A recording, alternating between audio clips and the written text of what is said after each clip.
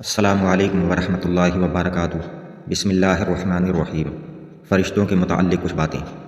فرشتوں کی تخلیق منگل کے دن ہوئی۔ ابلیس کا پڑپوتا حامہ رسول اللہ صلی اللہ علیہ وسلم کی خدمت میں حاضر ہوا اور حضرت نوح علیہ السلام سے لے کر حضرت عیسیٰ علیہ السلام تک اپنی ملاقات کا حال بیان کر کے درخواست کی کہ حضور صلی اللہ علیہ وسلم اسے کچھ قرآن تعلیم فرمائیں۔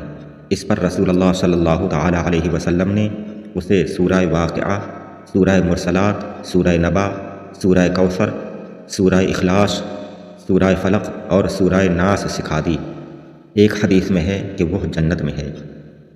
موت کے وقت کے فرشتوں کے بارے میں، جب کسی کی موت آتی ہے تو فرشتوں کی ایک جماعت رگوں میں داخل ہو کر اس کی روح کو پاؤں سے لے کر گھٹنوں تک کھینچتی ہے اور گھٹنوں تک کھینچ کر پہنچا دیتی ہے۔ پھر یہ جماعت چلی جاتی ہے اور دوسری جماعت جان کو گھٹنوں سے پیٹ تک کھینچ لاتی ہے۔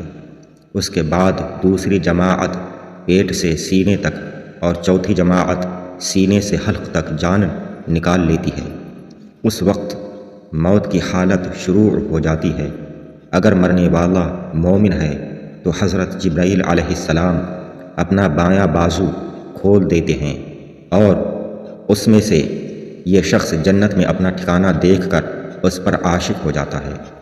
ماں باپ اور اولاد کی طرف نہیں دیکھتا۔ اگر میت منافق یا کافر ہے تو حضرت جبرائیل علیہ السلام اپنا بایاں بازو کھول دیتے ہیں۔ اس سے اس شخص کو اپنا ٹھکانہ جہنم میں دکھائی دیتا ہے اور دہشت کے مارے ماں باپ اور اولاد کی طرف نہیں دیکھتا۔ آنکھیں پھٹی کی پھٹی رہ جاتی ہیں۔